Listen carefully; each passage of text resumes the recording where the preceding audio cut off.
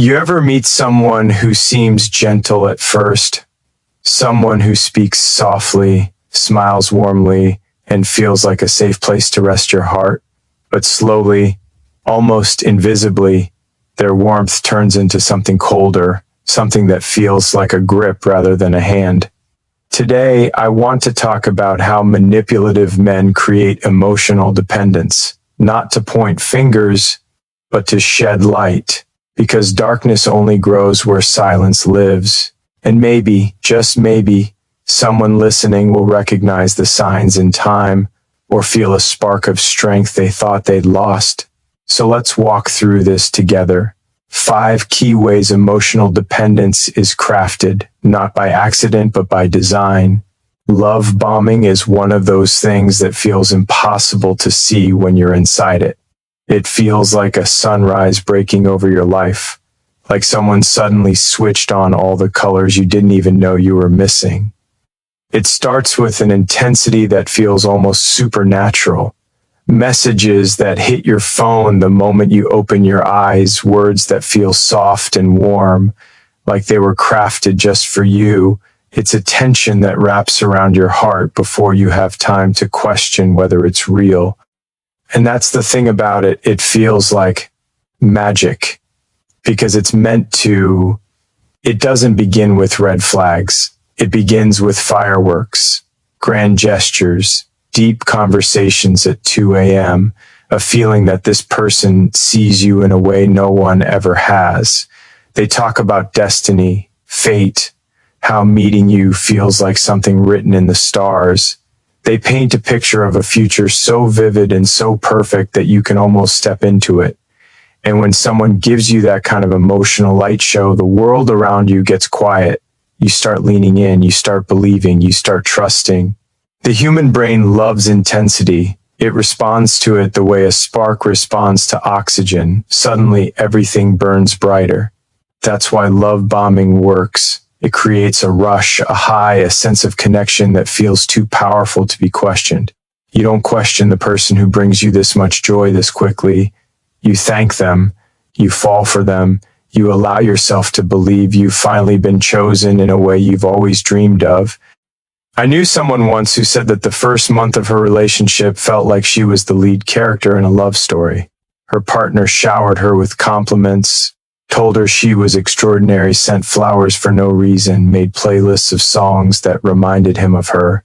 He introduced her to his friends as the best thing that's ever happened to me. She said it felt like a movie until the script changed.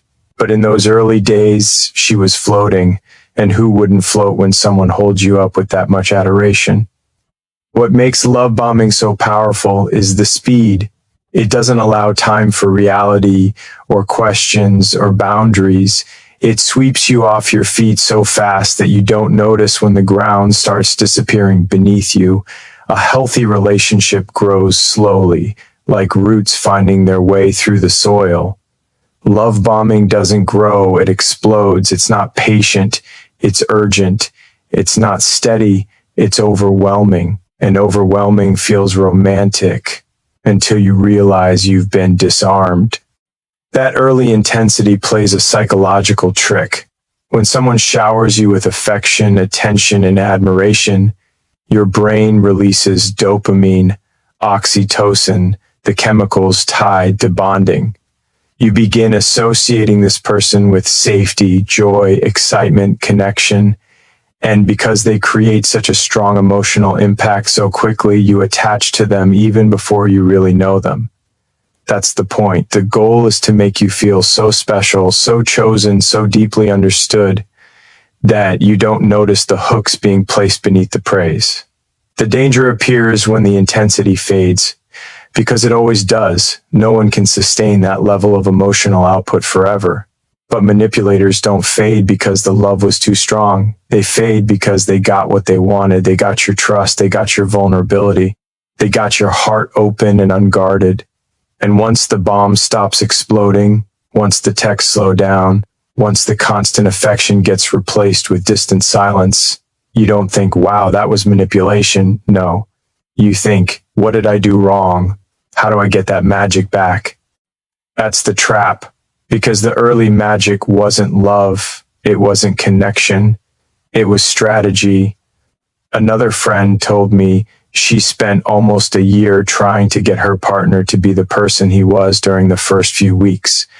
She replayed old messages just to feel that warmth again, convinced she had caused the shift by not being enough, when in reality, the beginning wasn't real. It was a performance crafted to make her attach quickly and deeply. Once she was hooked, he didn't need the theatrics anymore. He had her exactly where he wanted her, and she kept chasing a version of him that had never truly existed.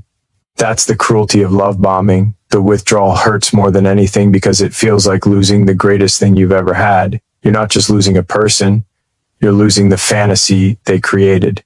You're losing the dream they sold you. And it's hard to walk away from something that felt that beautiful, even if you only had it for a moment. Sometimes people confuse love bombing with genuine affection, but real affection is steady. It respects your boundaries. It doesn't rush. It doesn't try to claim you or overwhelm you or make you feel like you owe it something in return. Real affection doesn't need to convince you of anything. It just is. Quiet, consistent, honest. Love bombing, on the other hand, has a hunger behind it, a need to consume, a need to secure, a need to control. It's not generosity, it's investment. And the return they expect is your emotional dependence. There's a moment, a subtle one, where you start realizing something is off. Maybe the compliments start sounding less sincere. Maybe the attention becomes sporadic. Maybe the charm slips and you catch a glimpse of irritation, defensiveness, or coldness that wasn't there before. And the strange thing is, instead of stepping back, you step forward, you try harder, you give more, you hope the magic returns. But the magic was never real. It was a spotlight. And now the light is gone and you're standing in a room that suddenly feels darker than before you ever met them. That's the psychological impact of love bombing, the contrast. The human mind remembers intensity. It misses it. It aches for it. And once a manipulator knows you're chasing that intensity, they can control you simply by deciding when to give you a taste of it and when to withhold it. A crumb of affection becomes a feast. A small gesture feels enormous, and you accept less and less, hoping for more and more. But there's something important, something liberating to understand. If someone truly cared for you, they wouldn't need to start with an explosion. They wouldn't need to sweep you off your feet to make you stay. Real love doesn't rush to possess you. It chooses to walk beside you at a pace that lets both of you breathe. Love bombing, as magical as it feels in the moment, isn't a gift. It's a disguise. And the moment you see it for what it is, the spell breaks. The truth steps forward, and in that truth you reclaim something you never should have given away so quickly. Your sense of worth, your pace, your peace. And you realize the magic you felt was never theirs to give. It was yours all along. Isolation doesn't always begin with a slammed door or an argument. It's quieter than that, softer. It starts with little comments, small enough to slip under your guard, gentle enough that you don't feel the need to defend yourself. It begins with the kind of phrases that sound like concern, like affection, like someone just trying to look out for you. You don't even feel the shift. Not at first. That's the thing about isolation. It doesn't steal your world in one moment. It erodes it in inches. You might hear something like, "Your friends don't really understand you the way I do." It sounds flattering, comforting even. Everyone wants to feel uniquely seen. Or maybe it's, "Your family is always judging you. They don't let you be yourself." It feels protective in the moment, like someone putting a shield around your heart. But piece by piece, without realizing it, you begin to lean away from the people who've known you the longest and lean harder toward the person who's carefully convincing you that only they truly get you. At first, the isolation feels like closeness, a bond, something intimate. It feels like you're both building a world where it's just the two of you, safe, warm, untouched by the noise of everyone else. There's a strange beauty in that illusion. But illusions can be dangerous when they replace what's real. There was someone I knew who described how her partner made her feel like the two of them were living in this private universe. He would say things like, "People always try to tear love apart. We can't let them get to us." And she believed him, so she stopped going out with her friends as much. She skipped family events. She stopped sharing her struggles with anyone except him. She said it felt like she was being wrapped in a cocoon, warm at first, but cocoons aren't homes. They're traps when they stop you from breathing. Isolation also comes disguised as disappointment. Maybe he sighs when you mention plans with friends. Maybe there's a subtle tightening in his voice, a look that communicates everything he wants you to feel without saying a word. "Do you really want to go out tonight instead of spending time with me?" he might say. And suddenly you feel guilty, like you're choosing others over him, like you're doing something wrong for wanting a life outside of the relationship. You start canceling plans, telling yourself it's just this once. You tell your friends, "I'm tired," or "something came up," or "maybe next weekend." You don't mention the guilt that nudged you into the decision. You don't mention the sadness in his eyes that made you stay home. The truth gets buried under excuses that sound reasonable, even to you. But each canceled plan is another brick in the wall slowly going up between you and the world. What's wild is how subtle it all is. The isolation isn't forced, it's conditioned. You begin to anticipate his reactions before he even speaks. You avoid doing things that might upset him, even if he never directly asked you to stop. That's how deep emotional influence works. It teaches you to police your own behavior in the name of keeping the peace. There's another layer to it. He might criticize the people you love, but gently, cleverly, wrapped in concern. "I don't like how your best friend talks to you," he says. "It feels like she doesn't appreciate you." Or, "Your brother's always trying to control you. I don't think he has your best intentions in mind." These comments make you second guess your relationships. People you once felt safe with now feel questionable because the person you trust most planted that seed. Soon, you're not just distancing yourself, you're doubting the foundations of your other relationships. You wonder if he's right. You wonder if everyone else really did misunderstand you all along. And with that doubt comes dependency. If he's the only person left who gets you, then losing him feels terrifying. The world outside the relationship becomes blurry, uncertain, less stable. And that's exactly the point. A manipulator knows that once you feel you've lost your support system, you'll cling to them even when they start hurting you. The most heartbreaking part is watching someone begin to shrink without realizing they're shrinking. I've seen it happen. Someone who used to laugh loudly, who used to light up around her friends, started smiling less. Her shoulders curled inward. She apologized before she even spoke.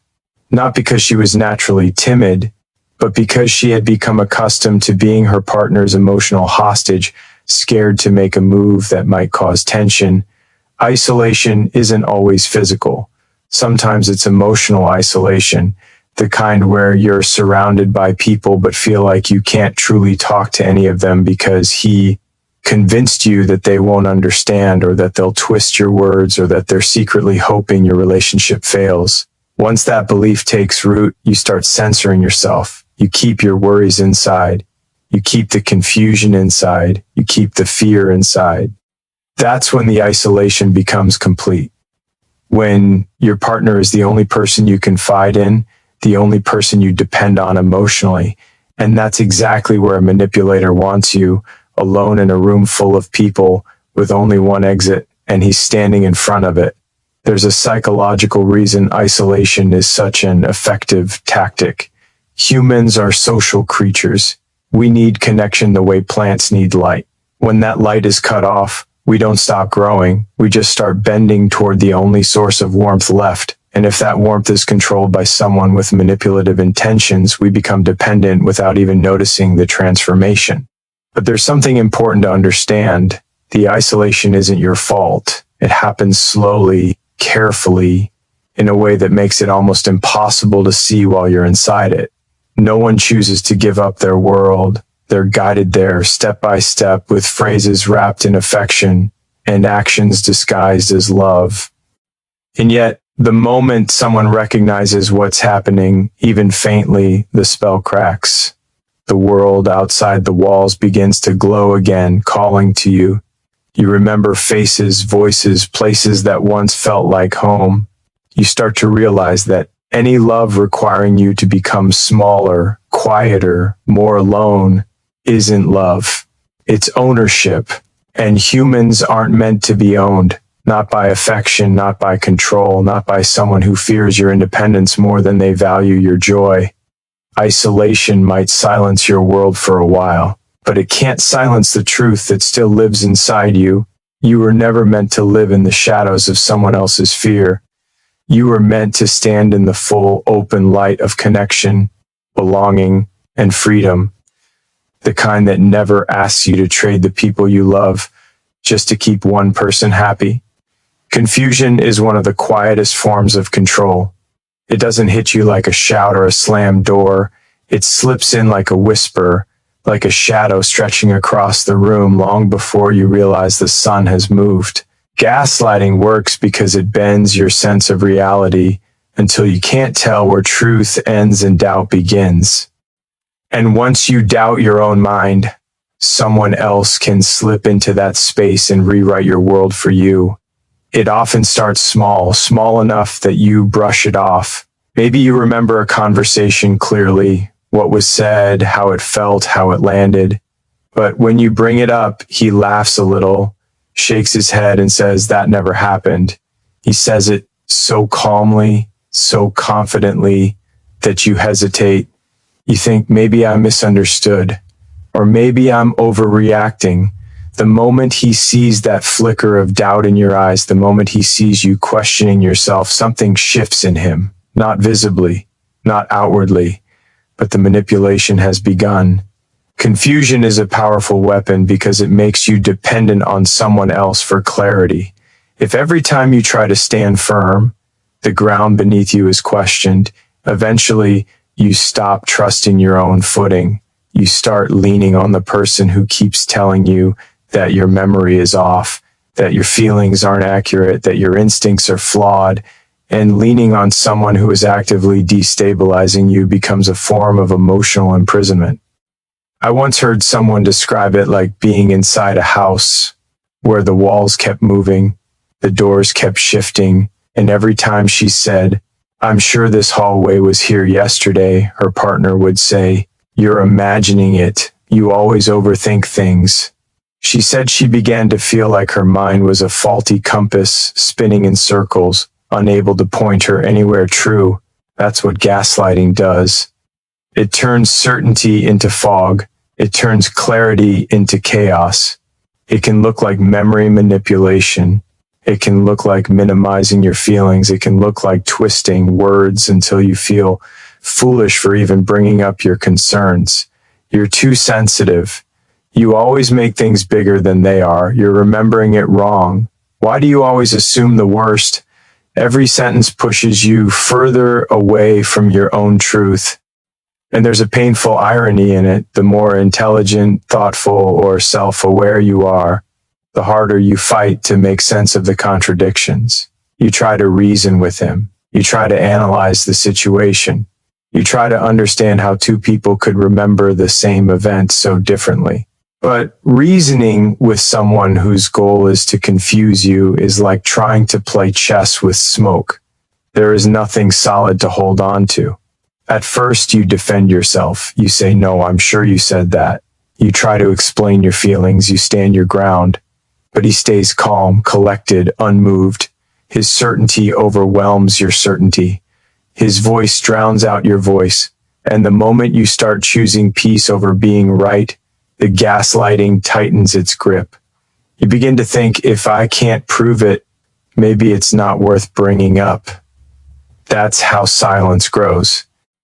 Gaslighting doesn't just distort reality, it shifts blame. You might confront him about something hurtful he did, and instead of addressing it, he flips the script. "I didn't upset you. you're choosing to be upset, or you're twisting my words to make me the bad guy. Suddenly you're defending yourself for feeling hurt. And the more you defend, the deeper the confusion digs in. One woman described telling her partner she felt lonely because he kept canceling plans. Instead of acknowledging her feelings, he told her, "You're too needy. I can't believe you're attacking me for having a life." She said she walked away from that conversation feeling guilty for wanting to spend time with the person she loved. That's the effect. You stop trusting your own emotional responses. Over time, you start checking everything with him. Did we really say that last week? Maybe I misunderstood what you meant. Am I overreacting? Is it my fault? Those questions aren't signs of humility. They're signs of erosion. The erosion of inner truth. The erosion of confidence. The erosion of the inner voice that once led you through life so clearly. And there's something almost tragic about how invisible the process is. When someone hurts you physically, you know it. The pain is immediate. But when someone hurts your reality, you can go months, sometimes years, thinking you're the one breaking down, thinking you're the one who's unstable, thinking you're the one who needs to get it together. And the manipulator reinforces that belief again and again because confusion gives him power. The worst part is the moment you stop trusting your instincts. There's a point where you hesitate before reacting, where you doubt your own emotional signals. You hear a tone in his voice that feels wrong, but you tell yourself you're imagining it. You see inconsistencies in his words, but you dismiss them. You feel the tension in your body, but you silence it. And in that silence, he grows stronger. Gaslighting is not just about rewriting memories, it's about rewriting you. It shapes you into someone more malleable, someone more compliant, someone more desperate for validation. When you can't trust your own mind, you seek permission to believe anything, and manipulators feed on that. They become the only source of truth you rely on because they've made you believe your own truth is broken. But here's something they don't expect. The human mind has a way of fighting its way back. Even in confusion, there's a small inner voice whispering, "This isn't right."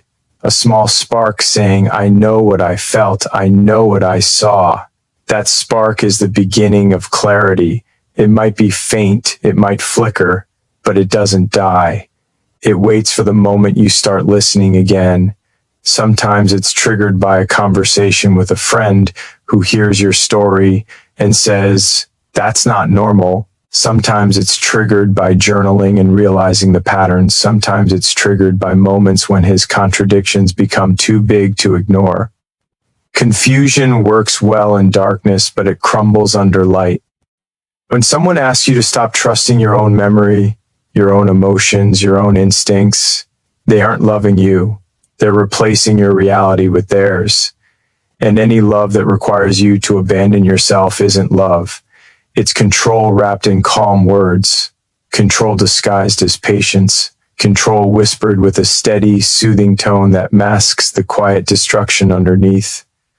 Gaslighting may twist your world for a while. It may shake you, unsettle you, make you doubt every step you take, but it can't erase the truth forever. Deep down, you remember who you were before the confusion began. You remember what certainty felt like. And with time, courage, and awareness, that certainty starts returning. Slowly at first, then all at once, like sunlight breaking through clouds that once convinced you the sky was always gray. And when that light returns, you begin to see the manipulation for what it was. You begin to rebuild your trust in yourself. You begin to reclaim your quiet, steady inner truth, the truth that was never lost, only buried. Withholding love is one of the most subtle and painful forms of manipulation. It doesn't show up as anger or shouting. It doesn't arrive with accusations or dramatic scenes. It comes quietly, almost gently, in the form of distance, space, silence, a sudden lack of warmth where warmth used to be overflowing. It's the soft withdrawal of affection that leaves you wondering what happened, what changed, and, most dangerously, what you did wrong. At first, you don't see it for what it is. You try to give the benefit of the doubt. Maybe he's stressed, maybe he's distracted, maybe it's just a rough day. You replay every moment in your head, trying to catalog something that might explain why the tender voice you're used to has turned flat, why the texts are shorter, why the kisses are cooler, why the laughter shared between you now feels like it's sealed behind glass. It's the sudden shift that throws you off balance, because the contrast between warmth and cold hurts more than the cold itself. That contrast is the point. A manipulator knows that if they flood you with affection early on, fill your world with attention, approval, tenderness, you will start to crave that emotional closeness. It becomes the emotional oxygen you breathe. And once you're attached to that feeling, once you rely on it as reassurance, support, and connection, all they have to do is take it away. Not permanently, just long enough for you to panic a little, long enough for you to wonder how to get it back, long enough for you to start believing that their affection is something you must earn, something fragile, something conditional. I knew someone who used to say her partner could change the whole temperature of their relationship with a single silence. She described it like waking up every morning to a sunrise, warm, hopeful, until one day the sun just didn't rise. No explanation, no reason, just nothing. And she found herself trying harder, being gentler, censoring herself, apologizing for imagined offenses just to earn back the warmth that had once come so freely. She said it was like living in a world where love had a switch and he was the only one allowed to touch it. When affection becomes a reward instead of a natural expression, everything changes. You begin to act differently. You monitor your tone. You avoid certain topics. You walk on emotional eggshells without even realizing you're doing it. It becomes second nature to avoid anything that might cause another withdrawal, because losing that affection feels like losing your connection to safety. And you tell yourself the quietest lies. I'm just being considerate. I don't want to upset him. This is just how relationships are sometimes. But underneath those justifications is a deeper fear. If I don't behave perfectly, he'll pull away again. The manipulation deepens when he becomes affectionate again, as if nothing happened. One day he's distant, the next he's warm. One moment he barely looks at you, the next he kisses you with the passion of someone who never left emotionally. The unpredictability of his affection becomes its own addiction.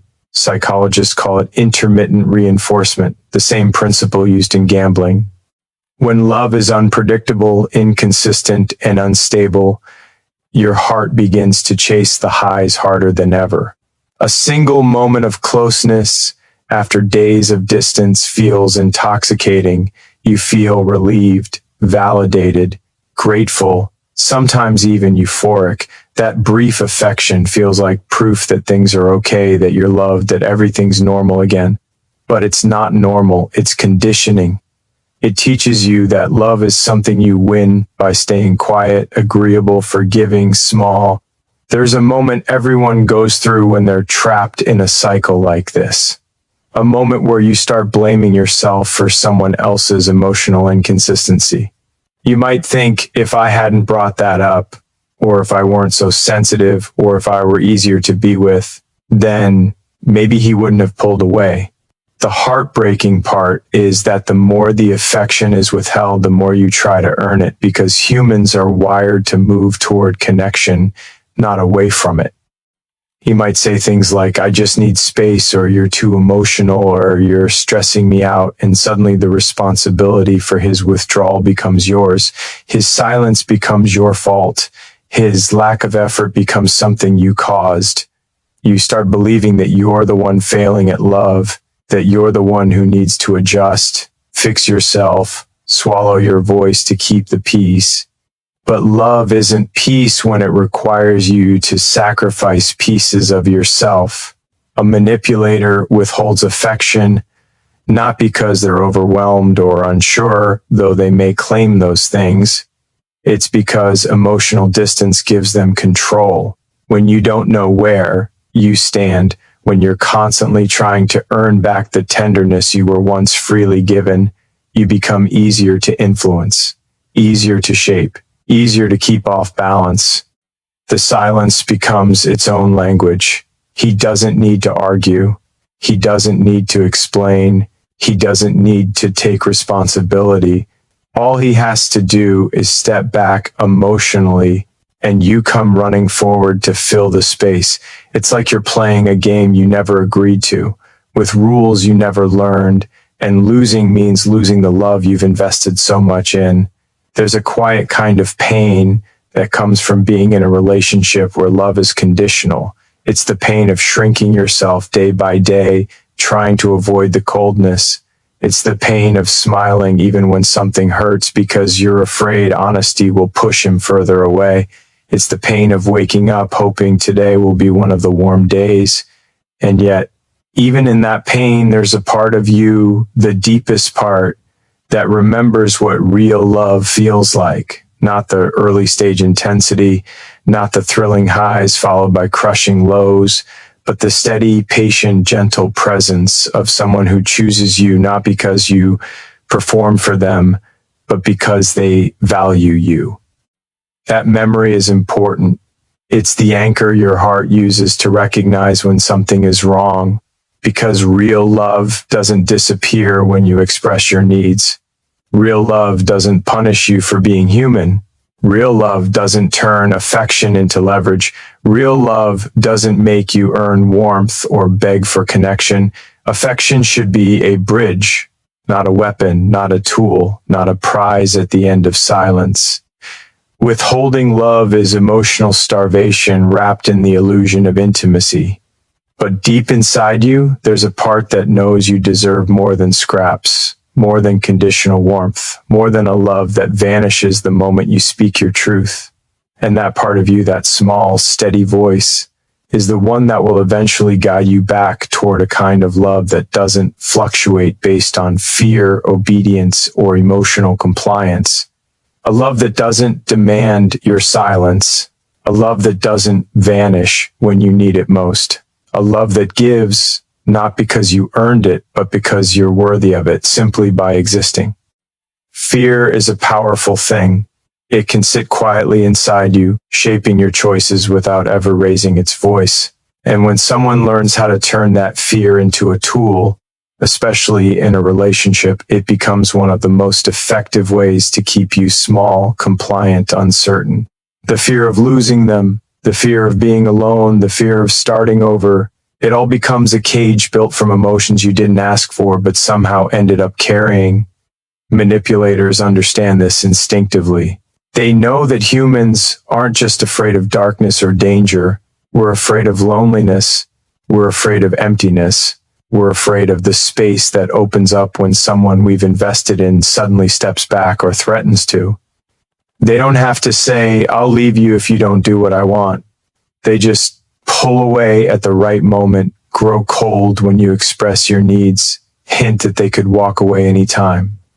The message is always the same: I'm the one thing keeping you from being alone. It often starts in subtle ways. Maybe during a disagreement, he says something like, "If this keeps up, I'm not sure we'll make it." Or he sighs dramatically and mutters, "Maybe I'm just not what you need." He doesn't leave, but he plants the seed. Suddenly you're terrified. Suddenly everything feels fragile, and you begin to think twice before speaking up, afraid your honesty might be the thing that pushes him out the door. Fear doesn't live in the loud moments. It lives in the quiet pauses. The tension right after you've said something true. The long silence on the phone, the unread message, the shift in his tone that tells you he's disappointed, upset, or pulling back. You feel the fear like a tightening in your chest, and you find yourself rushing in to fix things that aren't yours to fix. You apologize too quickly. You soften your truths. You swallow things that matter, not because you're weak, but because you care, and you're scared that caring won't be enough to keep him. I knew someone who described this as loving with a countdown clock above her head. She never knew when he might decide he'd had enough. Every time she tried to express her needs, he would grow distant for days. Those days felt like years. She waited, anxious and quiet, hoping he would come back emotionally. And when he did, she felt relief so strong she convinced herself the fear was her fault. But fear was never the problem. The problem was how he used it. Fear of being alone is one of the easiest fears to manipulate. It's tied to our biology, our history, our deepest emotional wiring. Humans aren't meant to be isolated. We look for connection the same way plants look for light. And a manipulator takes that natural longing and twists it. He makes you believe that he's the only source of love you have left, the only person who gets you, the only one who will stay if you behave the way he wants. What he doesn't expect is that fear can also be a spark. It can wake something inside you. There comes a moment, usually a quiet one, when you realize you're more afraid of losing yourself than losing him. You recognize the subtle truth that if someone loves you, they don't make you afraid of their absence. They don't treat their presence as a reward. They don't make you believe you're unlovable on your own. Real love doesn't require fear to exist. It doesn't need you to shrink. It doesn't need you to beg. It doesn't need you to sacrifice the parts of yourself that make you whole. If someone uses fear to keep you, what they're keeping isn't love, it's control. And the moment you see that, truly see it, the fear begins to shift. It stops being a chain and starts becoming a compass pointing you towards something truer, kinder, steadier, toward a connection that doesn't demand fear as its price, toward the life you deserve, not the one you were scared into accepting. If any of this feels familiar, even a little, I want you to hear something clearly. You're not broken. You're not weak. You didn't let this happen. Manipulators are skilled at what they do. But the moment you name the pattern, you break the spell. Awareness is the beginning of freedom, and freedom is the beginning of healing. You deserve a love that feels steady, a love that lifts you, not one that quietly holds you down. And if you're walking away from something toxic, you are not losing anything.